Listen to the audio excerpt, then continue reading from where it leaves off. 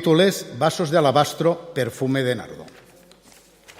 Buenos días, me viene bien subir aquí arriba porque yo también soy bajito y así me veis bien y os veo a vosotros. Bueno, es un placer estar de nuevo en esta iglesia y he escogido este texto porque, bueno, es el que toca, ¿no? Esta historia ocurre justo unos días antes del inicio de la Pascua y estamos en esta situación y he pensado que sería apropiado. Mirad, alguien dijo que la vida no sería la misma si le arrebatamos los gestos espontáneos de belleza que la engrandecen. Y esta historia que el John Mark nos ha leído es uno de estos actos espontáneos de belleza y de generosidad. El propio Jesús dijo que donde quiera que se predique el Evangelio en el mundo, este gesto será recordado. Y precisamente estas palabras de Jesús se van a hacer reales hoy, porque en esta iglesia vamos a hacer memoria de esta mujer. Prácticamente este fue el último gesto de amabilidad que alguien tuvo hacia la persona de Jesús. A partir de aquí comienza la traición, el arresto, la tortura que le llevaron a la muerte en la cruz. Si leyéramos el evangelista Juan, sitúa la historia 6 días antes del inicio de la fiesta de Lázaro, y la mujer que derrama el perfume es María. Sin embargo, Marcos y Mateo la sitúan 2 días antes de la Pascua en casa de un tal Simón el leproso y con una mujer desconocida que irrumpe en la casa y derrama el perfume sobre la cabeza de Jesús. Algunos han comentado que tal vez se trata de 2 historias distintas.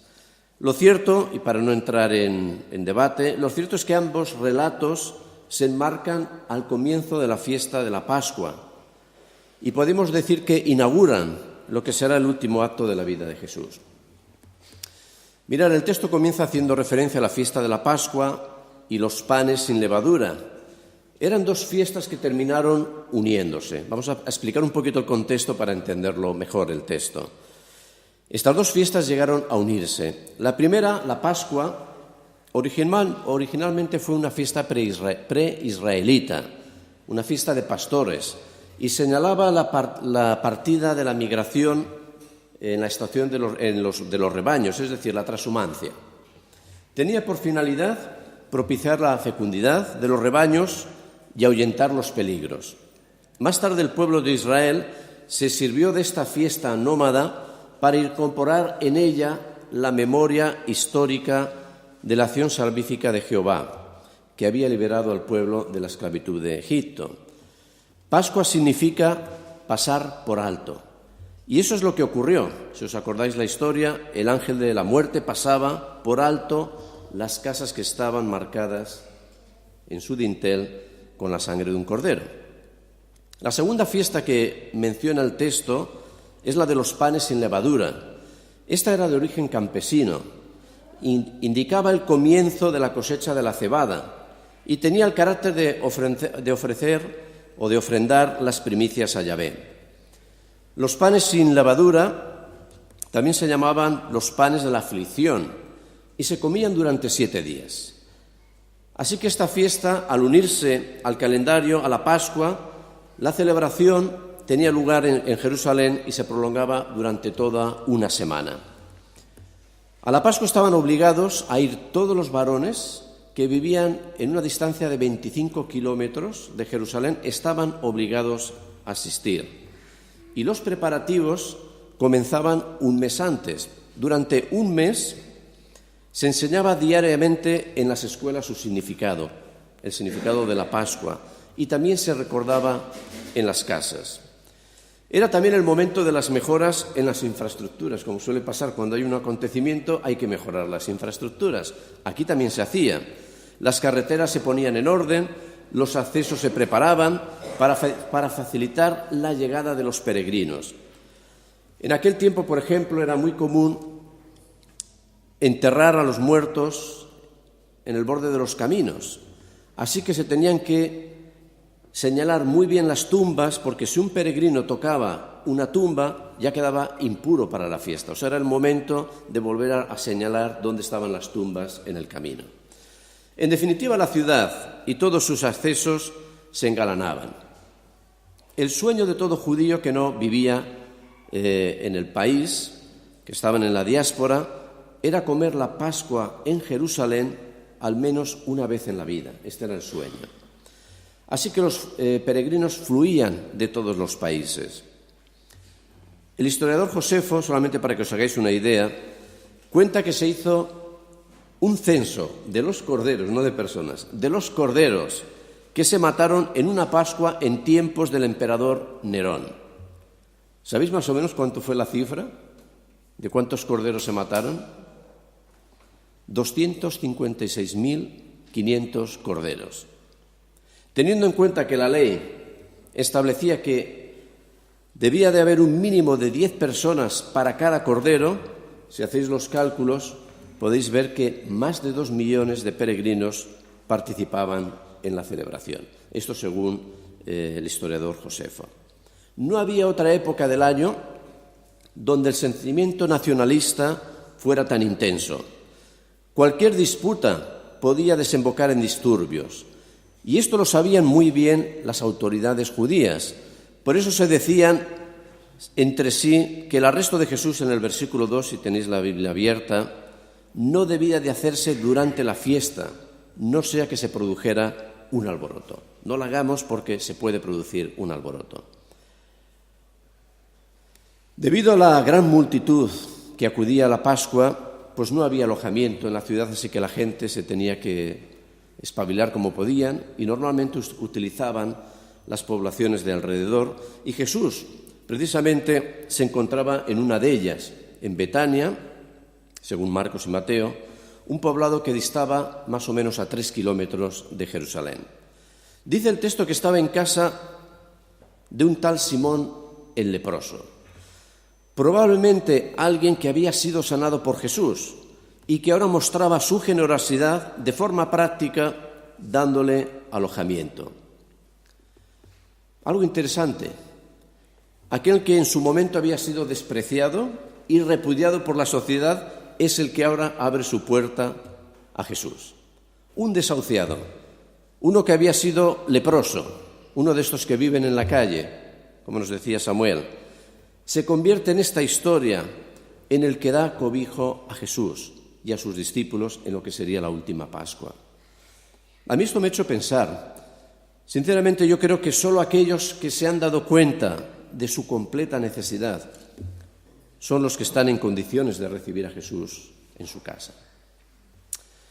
Bueno, seguidamente estamos poniendo la escena, desplegando la escena. Seguidamente entra una mujer desconocida, que rompiendo todos los protocolos irrumpe en casa del leproso, en una reunión de hombres, y acercándose a Jesús derrama perfume sobre su cabeza. Versículo 3. Pero sentado él en Betania, en casa de Simón el leproso, y sentado a la mesa, vino una mujer con un vaso de alabastro de perfume de nardo puro de mucho precio.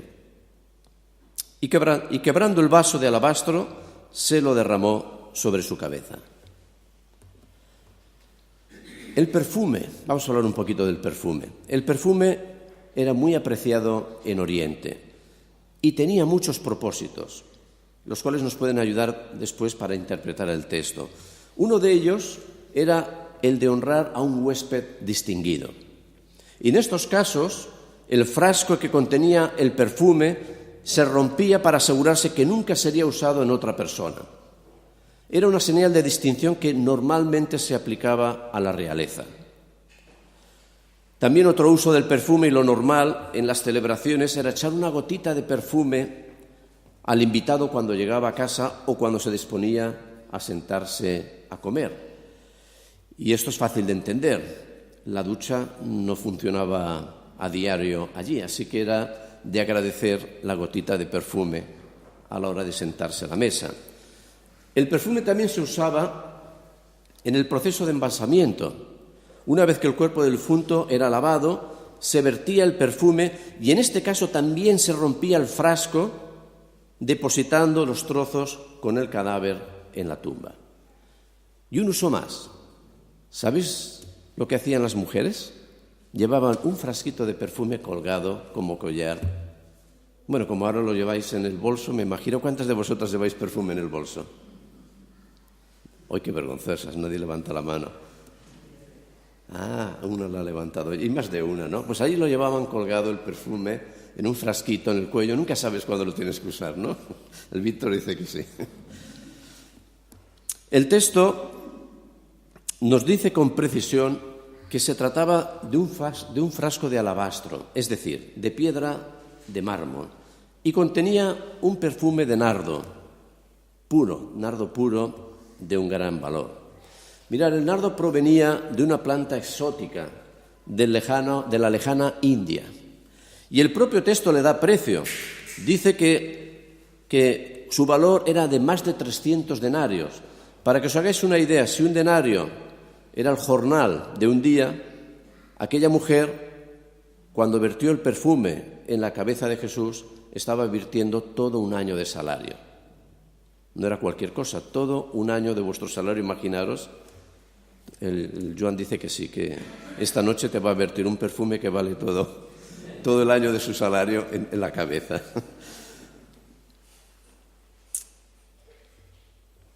En la mente de los que se indignaron y murmuraban, estaban escandalizados, los que estaban sentados allí con Jesús, escandalizados por aquel derroche, porque aquel perfume podría haber servido para dar de comer, por ejemplo, a más de 500 pobres durante un mes.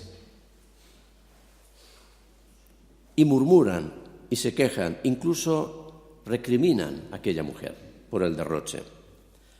Mirad, esta historia está cargada de elementos y simbolismos que he intentado explicar rápidamente, porque los usa el texto para retarnos a cada uno de nosotros a varias cosas. Y yo os voy a compartir algunas de ellas. ¿A qué nos reta este texto? Desde mi punto de vista, esta historia primero nos interpela a valorar nuestros motivos y a no juzgar el de los otros. ¿Es correcto derrochar tanto dinero en la cabeza de un solo hombre o es mejor servir a los pobres? Jesús salió en defensa de la mujer citando una cita de Deuteronomio: siempre tendréis a los pobres con vosotros. A lo que después añade: pero a mí no siempre me tendréis. Mira, yo creo que el texto no pretende valorar qué es lo más importante, sino cuál es el motivo por el que hacemos las cosas. ¿Cuál es el motivo por el que hacemos las cosas? Es curioso, si tenéis la Biblia abierta, veréis que justo después de lo ocurrido, Marcos nos dice ya en el versículo 10 que Judas Iscariote fue a los principales sacerdotes para entregar a Jesús. O sea, justo después de esto, Judas Iscariote se levantó y fue a entregar a Jesús. Esto nos dice, sin lugar a dudas, que Judas estaba allí sentado, en aquella mesa. Y tal vez fuera uno de aquellos que se enojaron por el desperdicio del perfume, o quizás fue el que sugirió que ese perfume podría haber sido vendido y dado a los pobres. En cualquier caso, yo creo que Marcos quiere hacer evidente el contraste entre las diferentes motivaciones, entre el amor que denota un acto desinteresado de aquella mujer y la vileza de la traición de Judas. Dos maneras completamente opuestas de acercarnos a Jesús, dándonos por completo hasta la última gota o negociando un beneficio personal. Jesús respondió: dejadla, porque buena obra me ha hecho. Hermanos, a mí esta historia al menos me dice que no podemos juzgar las acciones de los demás y que hemos de tener el coraje de evaluar cuáles son los motivos de nuestro corazón. No juzguemos lo que otros hacen, ni creemos tampoco jerarquías de qué es más espiritual o qué es más importante. Mirad, es tan importante el que está subido aquí en el púlpito predicando que el que está afuera en la puerta recibiendo y dando la bienvenida a la gente. Tan importante es el que sirve en las mesas como el que predica en las calles. Lo que cuenta es el por qué y para qué lo estamos haciendo. Lo que cuenta es la intención de nuestro corazón. Yo creo que en nuestro servicio al Señor, a la Iglesia, todo acto que está motivado para su servicio es una obra que merece la pena ser hecha. Y para mí esta es una de las primeras provocaciones de esta historia. Segunda, esta historia nos desafía a la espontaneidad, al menos para mí, a ser naturales, a dejarnos sorprender a nosotros mismos y sorprender a los demás. Si esta mujer se hubiera parado a pensar y a calcular lo que iba a hacer, yo creo que no lo hubiera hecho. Irrumpir en una reunión de hombres, saltándose todos los protocolos, lo que no era normal, desperdiciar, según algunos, todo un año de salario en una cabeza. Si se lo hubiera pensado, no lo hubiera hecho.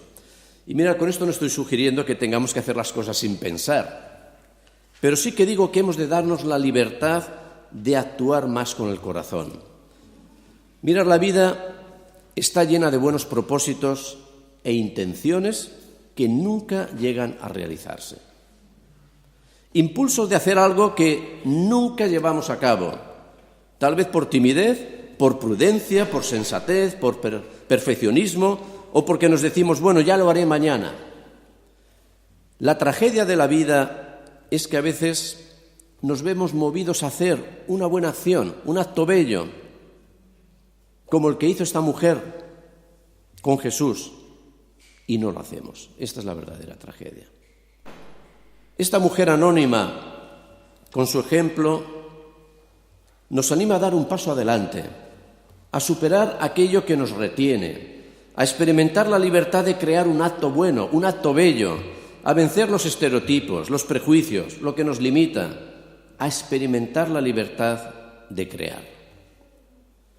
Para los presentes en aquella habitación, lo ocurrido fue una locura, una estupidez, un despilfarro, derramar 300 denarios de perfume en la cabeza de un hombre, aunque este fuera el mismo Jesús.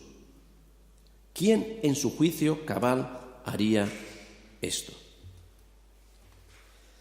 A veces nuestros actos pueden parecer estupidez o locura, pero peor es el no hacer nada y convertir nuestra vida y nuestras relaciones en una rutina y en un puro aburrimiento. Dejar morir nuestros sueños e intenciones es renunciar a algo de nosotros mismos. Dejadme haceros algunas preguntas. ¿Qué acto bello puedes hacer por Jesús? ¿Qué acto bello puedes hacer por aquellos a los que quieres y aquellos que te rodean? ¿Cuándo fue la última vez que has sorprendido a tu mujer, a tu marido, a tus padres, a tus hijos? ¿Cuándo es la última vez que te has dejado sorprender a ti mismo? Recuerda lo que decía al principio, la vida no sería la misma si le arrebatamos los gestos espontáneos de belleza que la engrandecen. ¿Cuál ha sido tu último acto de belleza?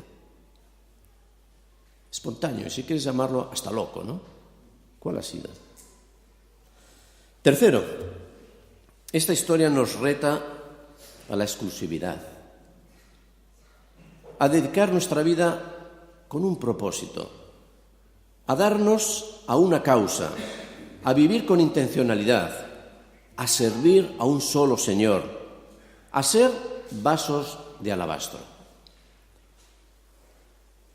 La mujer no solamente derramó todo el perfume, sino que rompió allí mismo el vaso de alabastro que lo contenía, indicando con ello que solo Jesús podía recibir este honor.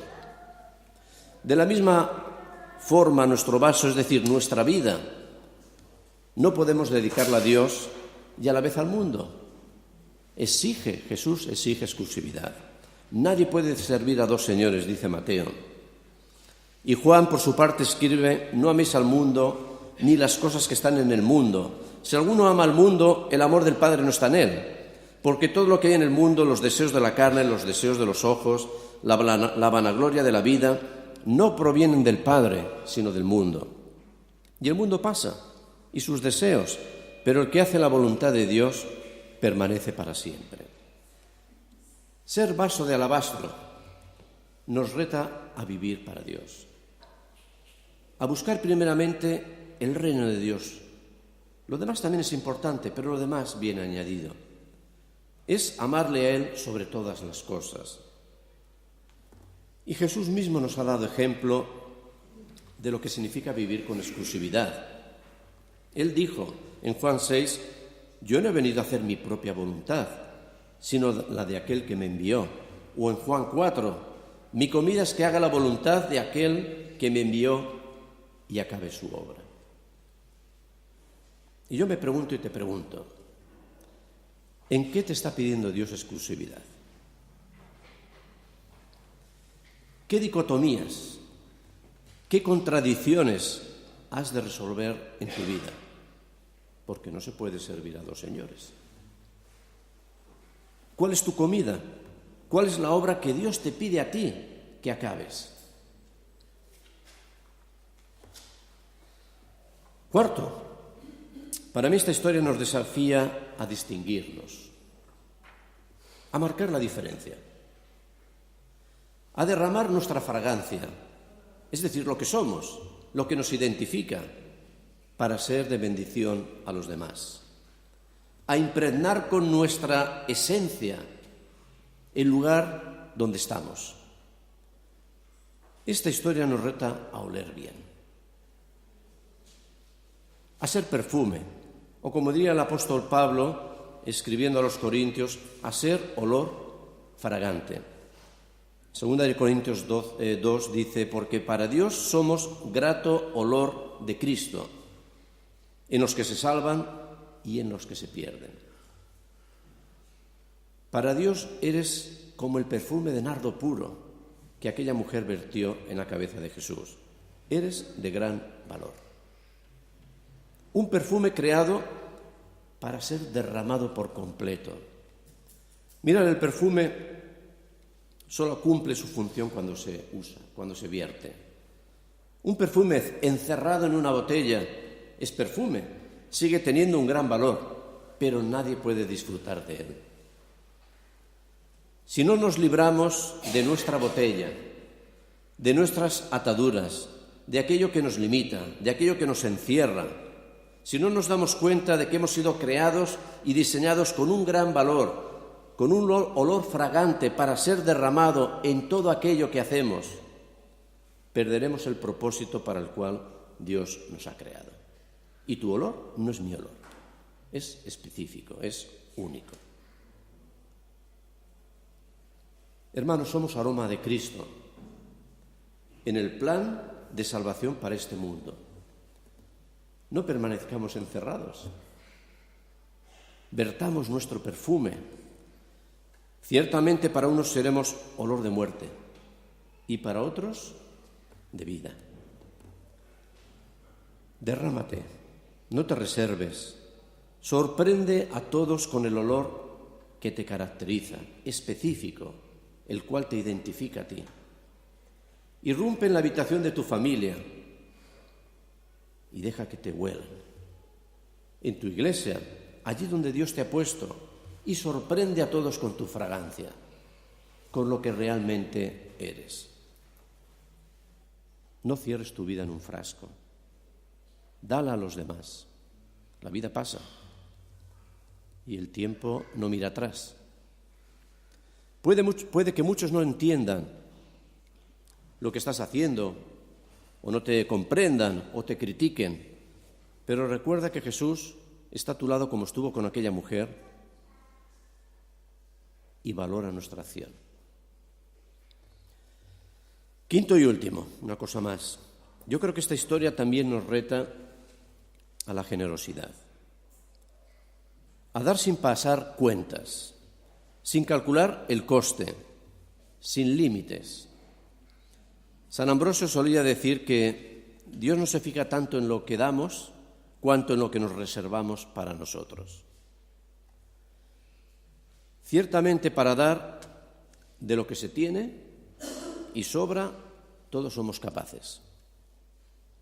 Pero el verdadero sacrificio comienza a ser real cuando nos duele.